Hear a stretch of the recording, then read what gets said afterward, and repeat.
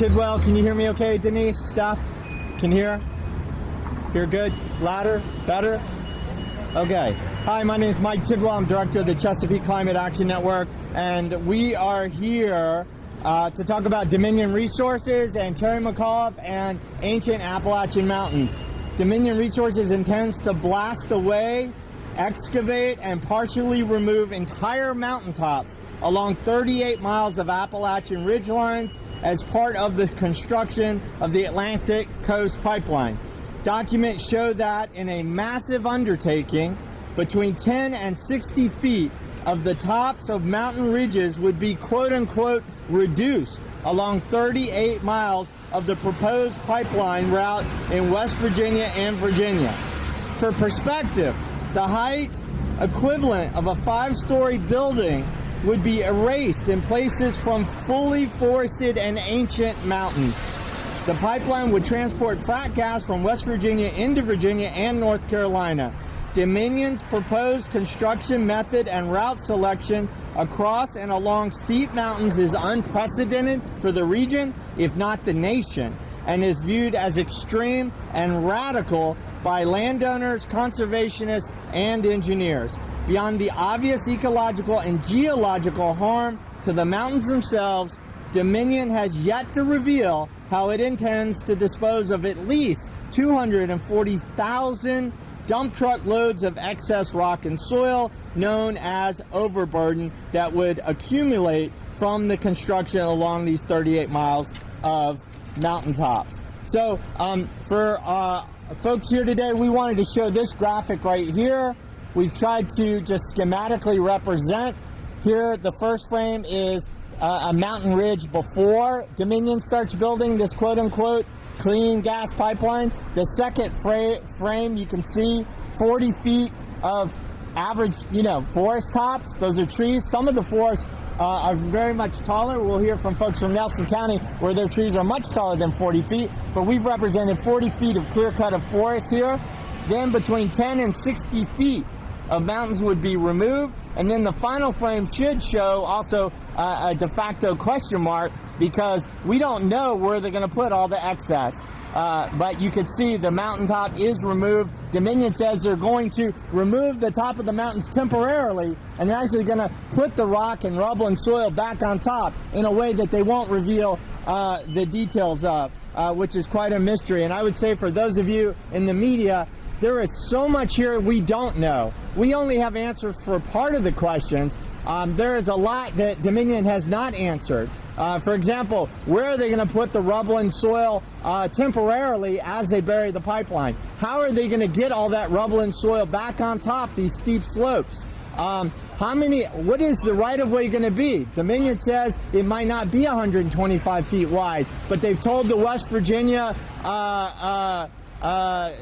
state that they need 125 feet. They've told Highland County Board of Supervisors in Virginia they need 125 feet, and they've told FERC, the Federal Energy Regulatory Commission, that they need 125 feet. And if you go to 125-foot right-of-way for these pipelines, then you have to take between 10 and 60 feet of the mountaintops off. So if Dominion isn't going to use 125 feet right-of-way, why do they keep telling state, county, and federal government regulators that they need that? They need to prove to us something different, and that's where all these questions have not been answered. So our message here today, before I turn it over to people who would be directly impacted by this, is Governor McAuliffe, we know that you've accepted political campaign money from Dominion Power, but today we're asking you, please, Governor McAuliffe, don't let Dominion tear down 38 miles of precious Appalachian mountaintops for a pipeline for frack gas that's not even needed. So now these statistics and these maps are one thing, but now you can hear from people affected directly by the pipelines themselves. And our first speaker will be Joe McGonigal. He is president of the New Land Homeowners Association, an association of homeowners living at the base of Roberts Mountain. And, oh wait, no, where's Roberts Mountain? There's Roberts Mountain. And that is the mountain that would be reduced by like 50 or 60 feet if Dominion builds their pipeline right there. So Joe, come on up. and hold this as close to your mouth as you can. I'm Joe McMonagle. I'm the president of the Homeowners Association at Roberts Mountain, our development. My wife is currently holding the picture. Her business, an entire campus of her business is just below that ridge, and there are at least 5 homes just below that ridge. All these homes are fed by water coming out of the rocks, the fragmented rocks of that mountain. I would remind the governor that this is the very mountain that dumped probably a million tons of mud, rock, and debris into the Muddy and Davis Creek area during Hurricane Camille. It's a very unstable mountain. It killed a lot of people in Nelson County, and anything to top that mountain is just going to disturb it even more. The fact that they want to put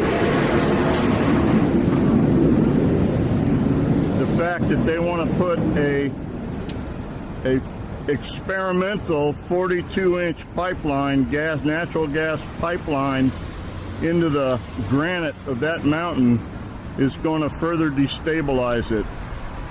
I don't see how they're going to keep erosion from occurring on that mountain, because when you remove old growth forest and the tops of a mountain, you either put back a lot of topsoil or nothing's going to grow, and all you're going to get is a lot of weathering and erosion, and that's going to cause many slides, and we're going to wind up having the same thing occur in our streams on the front side of the mountain that occurred in Muddy and Davis Creek on the back side of the mountain. This is a very dangerous undertaking, and we're going to lose our water. Anytime there's been any form of construction on the mountain, my wife and I have had to have another well drilled for our home. We're down to teeing 2 wells together to maintain our home. I asked Dominion directly if they were prepared to buy my home if I couldn't get water to it, and they refused to even answer the question. I would ask them how exactly they plan on doing this, and how they're going to prevent that mountain from sliding down and being in the front yard of 4 or 5 of my neighbors. Is seriously hurt by this entire construction idea. Great, thank you. That was Joe McGonigal. He's president of the Newland Homeowners Association in Nelson County, right below Roberts Mountain. And our next speaker is Bill Limpert. He is a retired environmental regulator. He's here today with his wife, Lynn, and they are property owners in Little Valley in Bath County, whose old growth ridgetop forest would be destroyed and whose home would be located well within the blast zone of the pipeline. Bill? Thank you, Mike. Thank you for everything you're doing, and thank you all for coming here today. My name is Bill Limpert. This is my wife, Lynn. We drove in from Bath County today. We own property in Bath County. It's retirement property. We have a home there as well. We bought the property 8 years and 1 week ago. We had our retirement home built there 5 years ago. It's an incredibly beautiful place, as the photos could probably show you.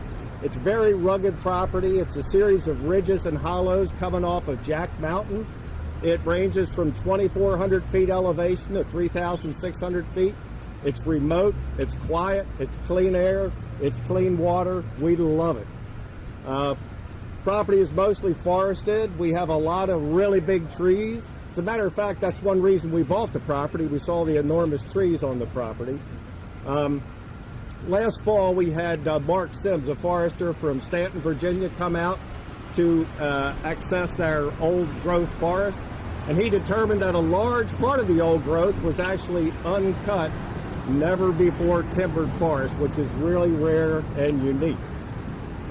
Unfortunately, just about 15 months ago, we learned that the Atlantic Coast Pipeline alternate route was proposed to cut our property in half and to run right up what we call Miracle Ridge. It's a 3,000-foot ridge that goes through our property before it tops over the top of Jack Mountain. Now, we called it Miracle Ridge because of all the large trees that are growing there. And when we walk underneath those trees, we get an incredible feeling of awe. If the Atlantic Coast Pipeline comes through as proposed, all those trees will be gone. It'll cut 125 foot and maybe 150 foot swath through 3,000 feet of our property, through 3,000 feet of old growth forest. Trees would all be felled. We took a closer look into the proposal and realized that Dominion says that they have to cut the property down or cut the ridge down to 125 foot flat, which would mean they'd have to cut this ridge down 20 feet to make a flat surface. Then they would have to cut an extra 10 feet deep to open a trench big enough to put the large 42-inch natural gas pipeline into it. So we figured they may have to excavate as much as 30 feet, including blasting 25 feet deep for 3,000 feet through bedrock. What was once a beautiful view off of our front porch and living room of a ridge with giant trees going up to the top of Jack Mountain would become a pathway of rubble as wide as most interstate highways. Dominion says they will restore the area. There won't really be anything left to restore except for rubble and blasted rocks. Very little soil left to revegetate anything, much less replace ancient 400- and 500-year-old trees. So we're not the only ones that would be impacted. As Mike said, there's 38 other miles along the western portion of the pipeline where ridgetop removal would also occur. Little Mountain, just to our west, would also have 0.7 of a mile removed.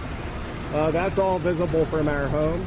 In fact, in some areas, particularly along Route Scenic 220, coming down from Monterey and Highland County to Warm Springs, you would see a mountaintop removal on your left and a mountaintop removal on your right. So it wouldn't be uncommon in our beautiful area to see this. Besides the visible destruction to our beautiful environment, we fear for our safety. No pipeline of this size has ever been put through steep slopes, karst terrain, as we have in Western Virginia. As a matter of fact, in the summer of 2015, on our property and in Little Valley, we suffered numerous landslides. One of the landslides, we climbed up the mountain and measured it 500 feet long, 37 feet wide, up to 7 feet deep. This is within several hundred feet of where Dominion wants to put their pipeline and on the exact same terrain. Another landslide of this nature would easily have exposed and possibly ruptured this pipeline and caused a catastrophic explosion.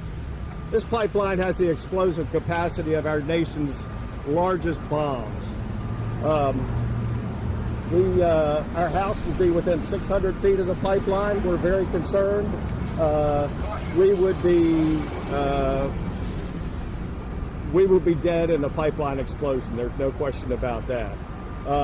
If we somehow survive, we and our neighbors would be trapped in the upper portion of Little Valley with the pipeline below us at the dead end of the road in the evacuation zone with no escape and no rescue whatsoever.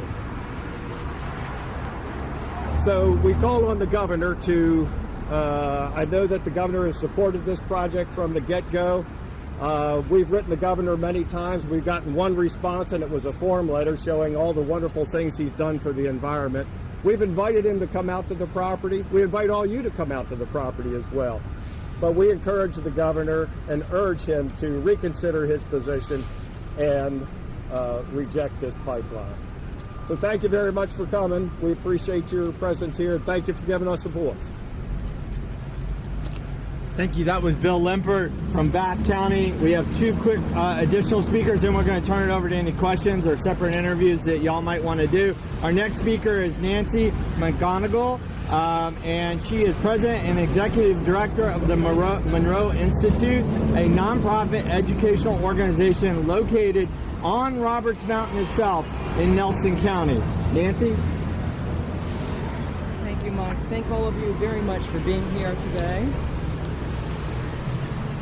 The Monroe Institute is an educational and research organization which has done business in Nelson County since 1979. We contribute about $2 million to the economy in Nelson County.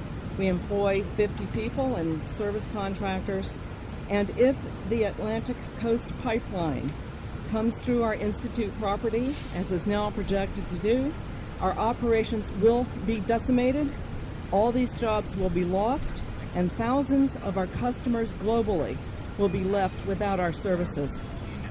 Due to the use of audio technology in our research and educational programs, we require absolute quiet to conduct business, something the ACP will destroy.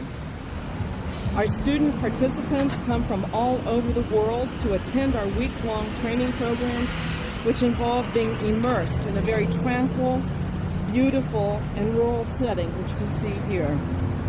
In addition to decimating the beauty and tranquility of our countryside, the ACP will likely eradicate our water supply as well, due to the need to blast the area for burying the pipeline.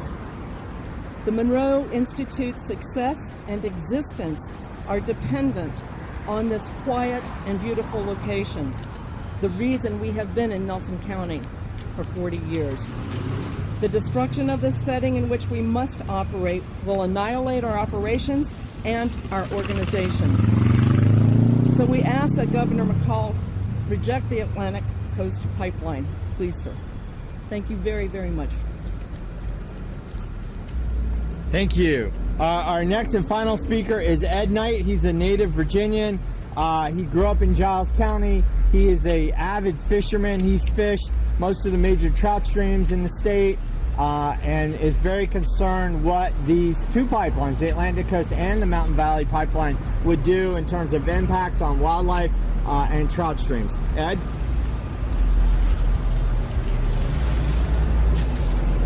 Thank you all. Appreciate y'all coming out here. As he said, I'm Ed Knight. I grew up in Virginia, grew up in Giles County, and I love being outdoors, especially with a fishing pole in my hand. But when I heard that Dominion Power had recently disclosed that they wanted to use the mountaintop removal process as part of the pipeline construction, it really concerned me.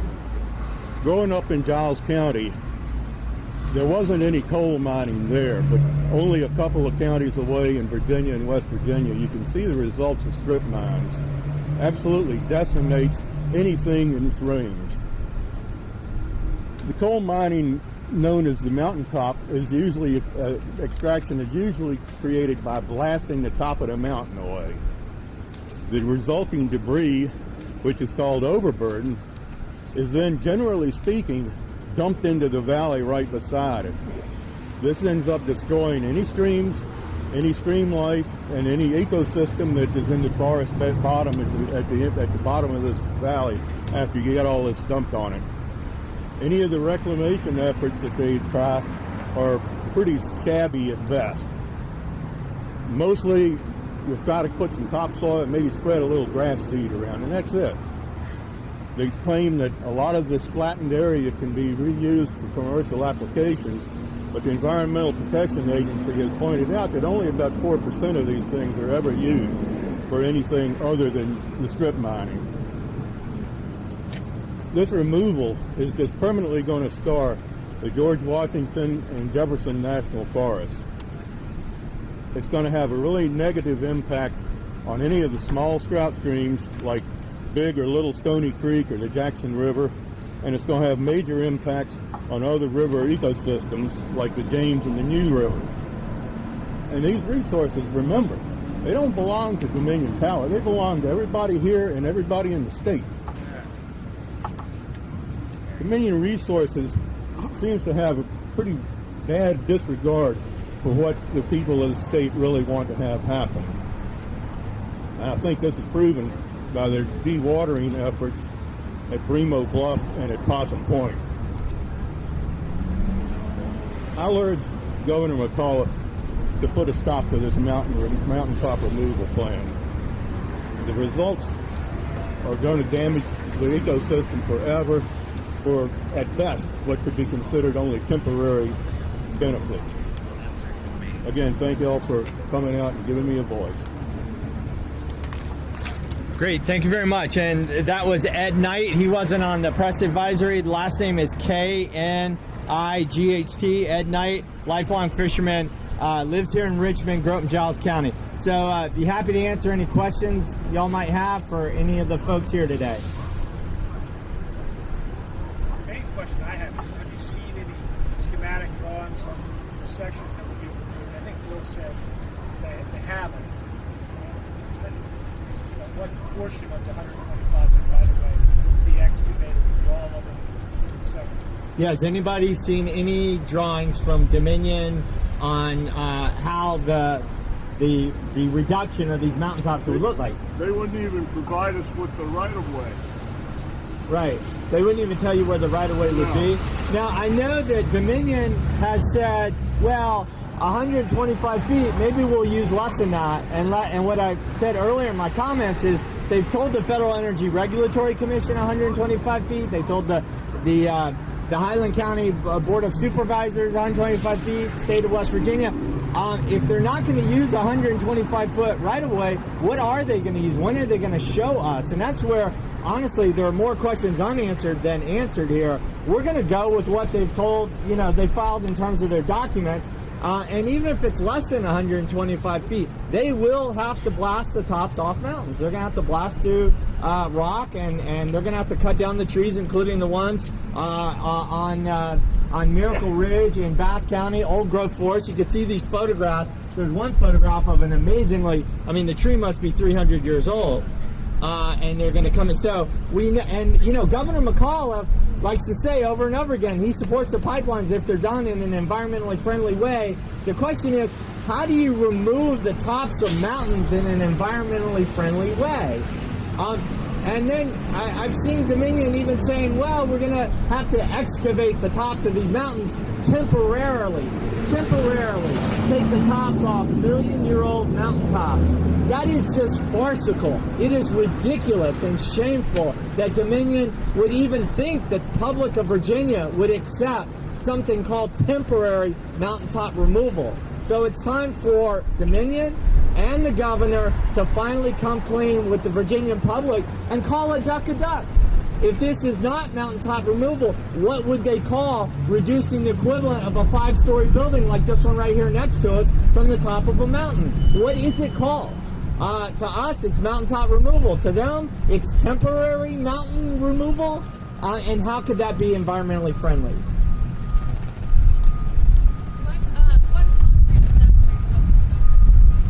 So the question is, what concrete steps are we hoping the governor will take? I know I speak for everyone here in saying, first of all, the governor should show leadership on this issue. It is ironic that yesterday Governor McAuliffe sent a letter to Donald Trump asking Donald Trump to honor the Paris Climate Accord. That the governor is so concerned about an international agreement on climate change, but he seems to be perfectly okay with mountaintop removal for frack gas in his own state. So we are asking the governor to simply fulfill his regulatory and moral responsibility and use the Clean Water Act. The governor has full authority under the Clean Water Act to reject the necessary water permits that Dominion needs to build the Atlantic Coast Pipeline. Governor Cuomo in New York used his authority under the Clean Water Act to reject the Columbia pipeline there based on the impact that that pipeline would have on water. The governor could do that in Virginia. He has the power. He says he doesn't. He either doesn't understand the law or he's misleading the public.